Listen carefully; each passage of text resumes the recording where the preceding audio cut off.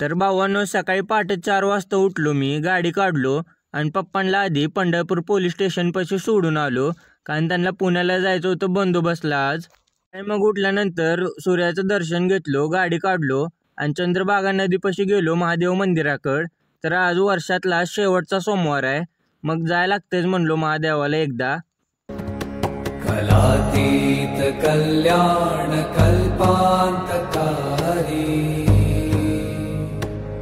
सदा सज्जनानंद दाता पुरारी